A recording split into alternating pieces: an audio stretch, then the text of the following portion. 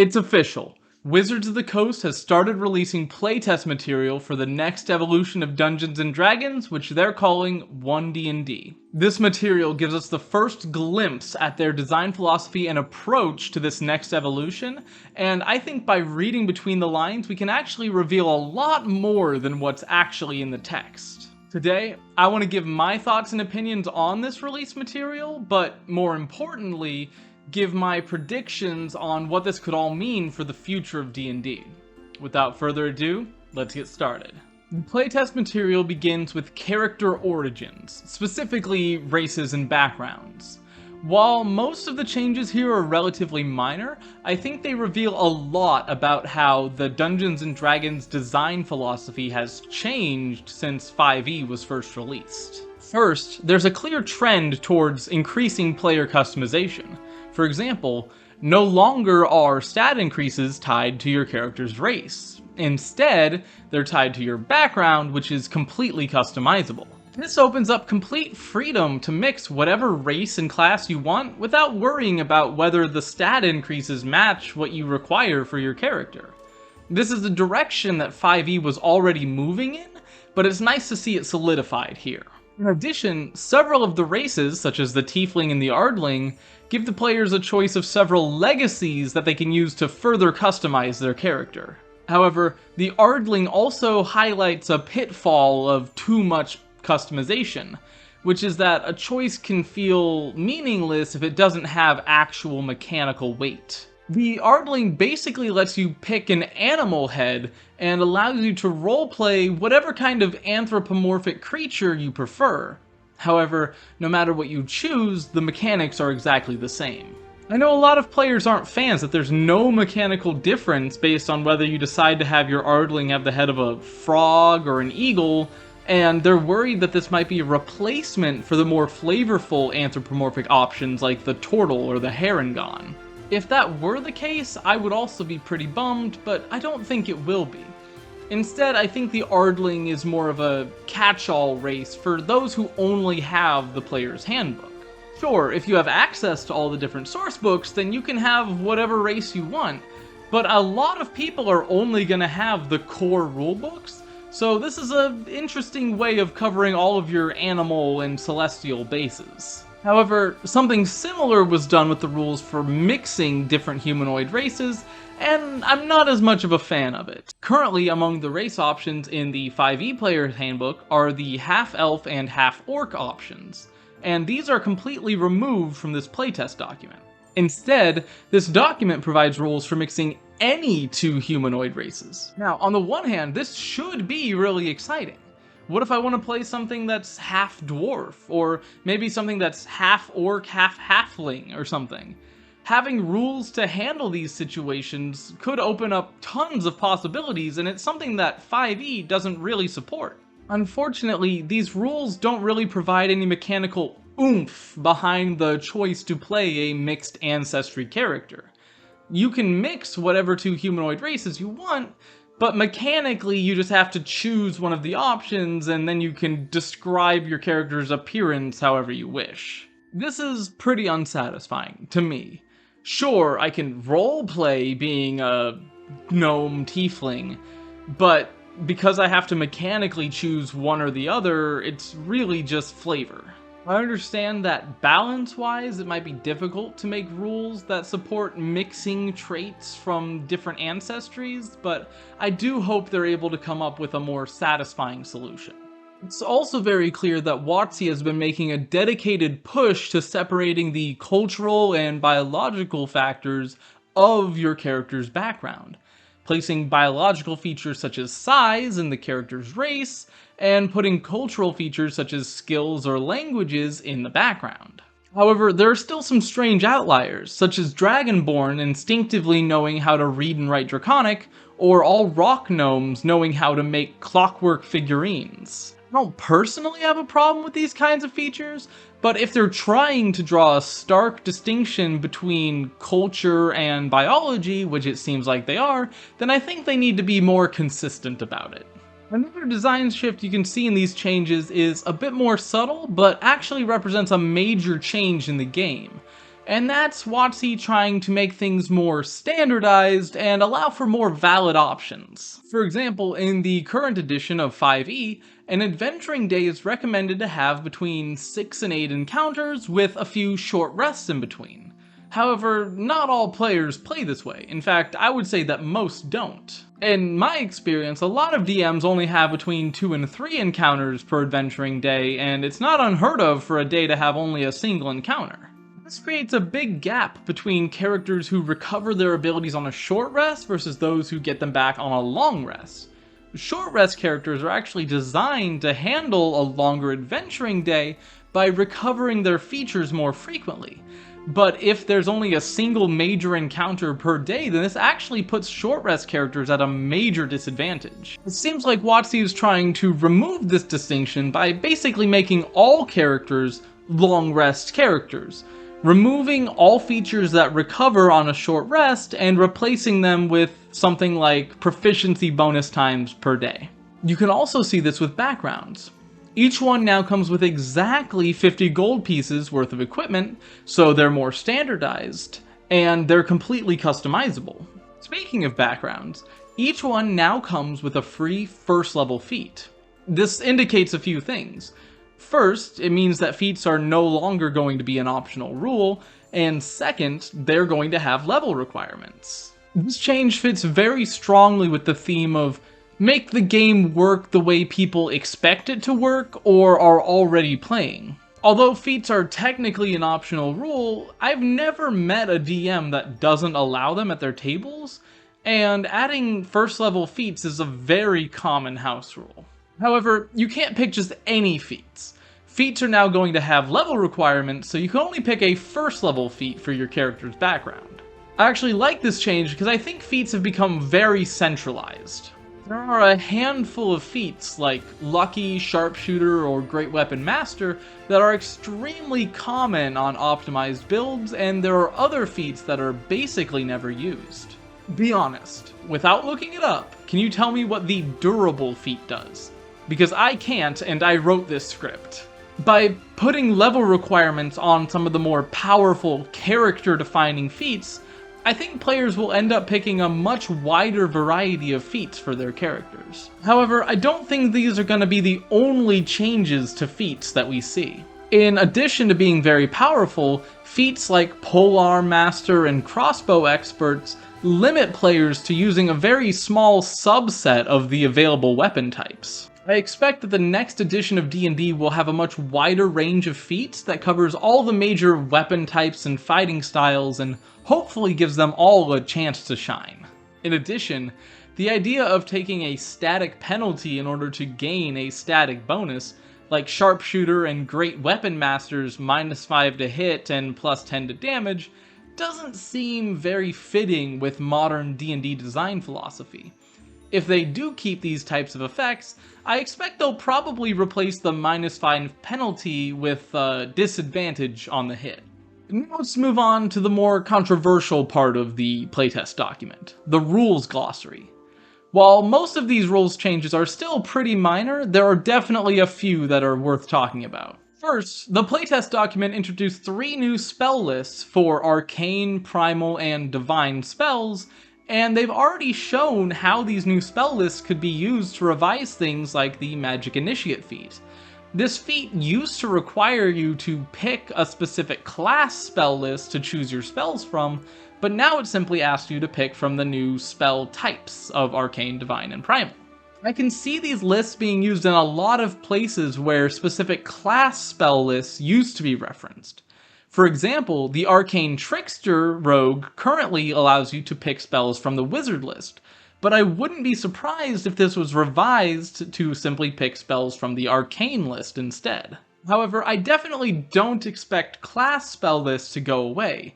Instead, I think they're probably going to build on top of the source of magic lists with their additional spells for the class. So for example, the Druid is going to have access to all the spells on the Primal list in addition to their Druid spells on top of that. I also wouldn't be surprised to see the expansion of subclass specific spell lists.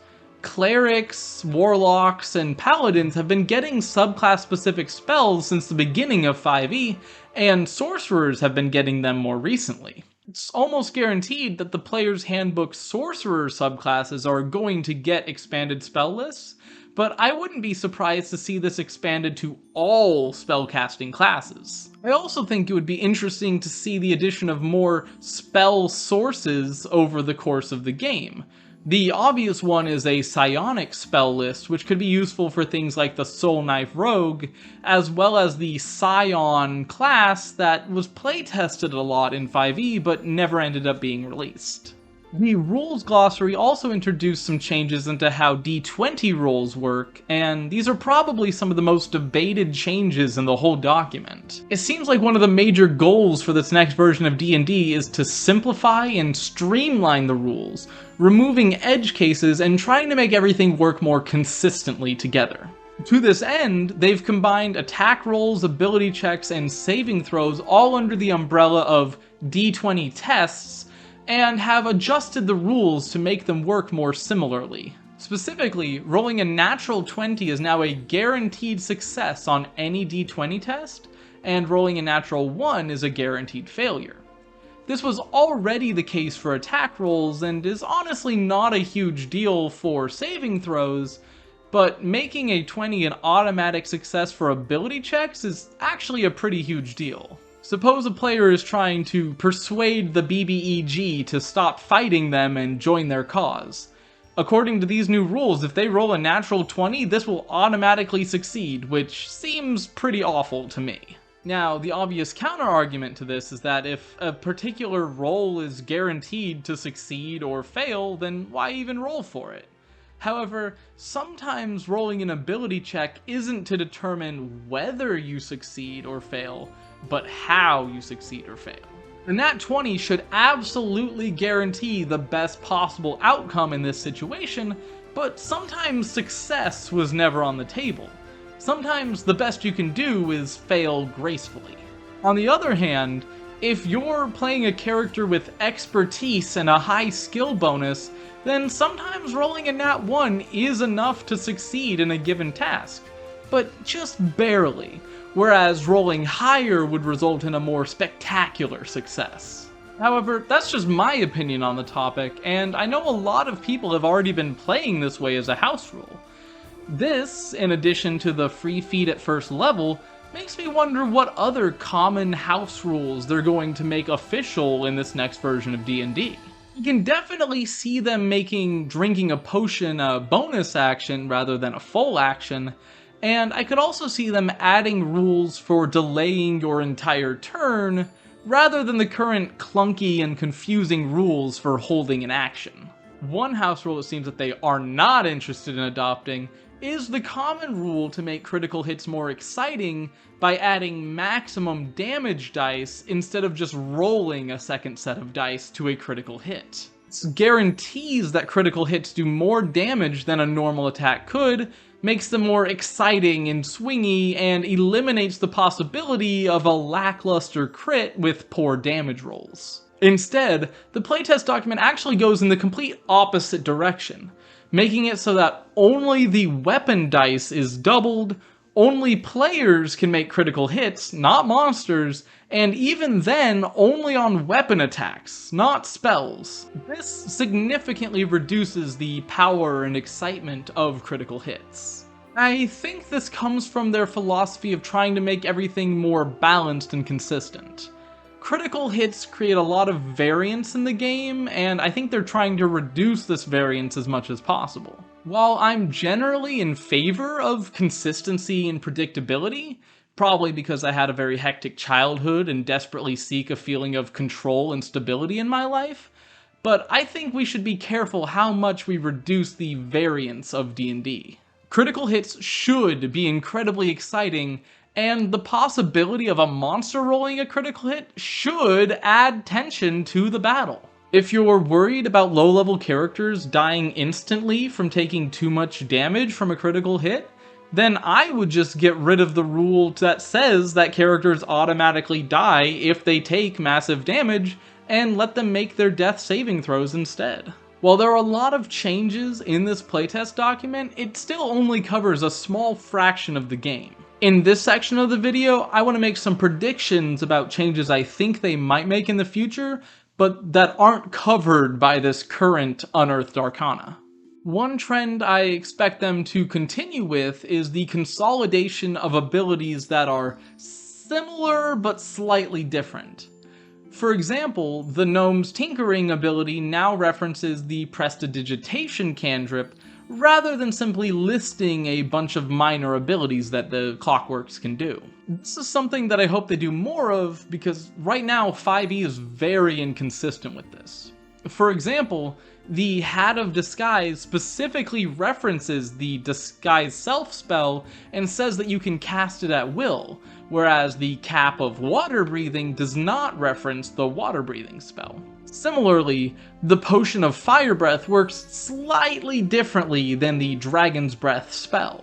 Moving on to class changes, one change that I really hope they make is adding the Artificer as a core class to the player's handbook. The Artificer is one of my favorite classes, but it feels very neglected, and I think part of the reason is that it's not a core player's handbook class. Hopefully making this change would give it the attention that it deserves. I can also see them introducing optional class features as a core rule, or at least an optional rule in the new PHB. Instead of gaining predetermined features when you level up your character, they might present you with a couple of different options for what feature you can gain. This is something that Tash's Cauldron of Everything was already moving towards. One change I would love to see them make is making the different classes more consistent in terms of the levels that they gain class features, subclass features, and ability score increases. Right now it's all over the place. Bards, for instance, gain subclass features at level 3, 6, and 14, whereas fighters gain subclass features at level 3, 7, 10, 15, and 18th levels. Making this structure more consistent would not only make it easier to learn the game, but it would also make it easier to balance the different classes against each other, and even open up the possibility of subclasses that can apply to more than one base class.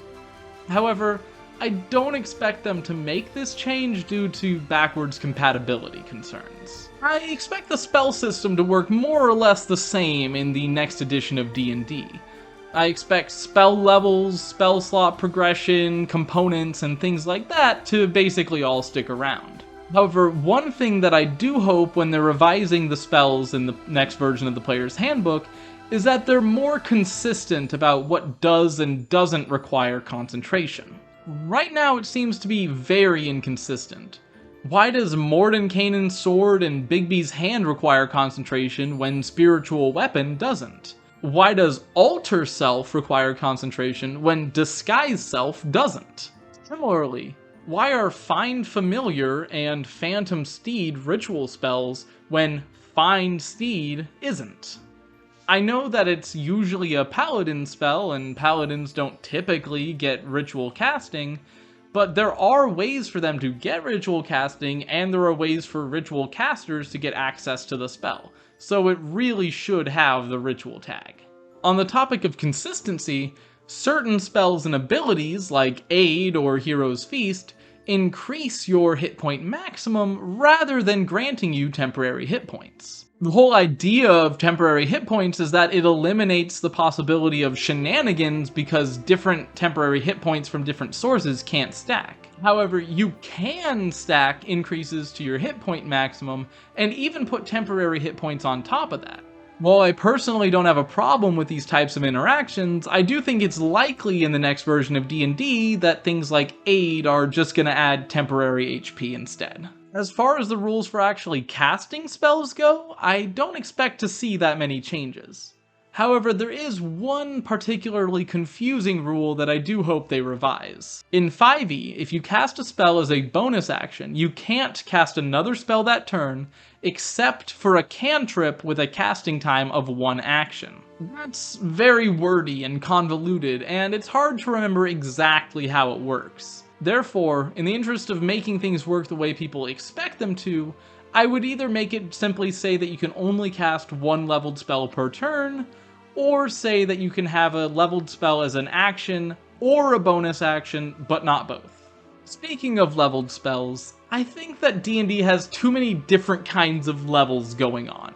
The fact that character level is different from spell level, e.g. your level 9 wizard can only cast level 5 spells, is confusing for a lot of people, especially newer players. To fix this, spell levels really need a name change. I think spell ranks would do nicely. And that's all I have for now. I'm sure I'm going to have a lot more thoughts and opinions as more playtest documents get released over the next year and a half or so keep an eye out for more of these types of videos. But for now, I want to hear what you guys think. I would love to hear your thoughts on this playtest document, as well as my predictions and proposed rules changes in the comments down below. If you enjoyed this video, make sure to give it a like and subscribe so you don't miss more D&D content in the future. And if you want to see more, check out the rest of my channel. I recently posted a criminally underrated video about how to homebrew spells with lots of examples, so make sure to check that one out next. And I also have over 150 game design articles on my Rempton Games blog. And join me next time for the next installment of the Game Designer Spotlight series. Until then, thank you so much for watching, and I'll see you all next time.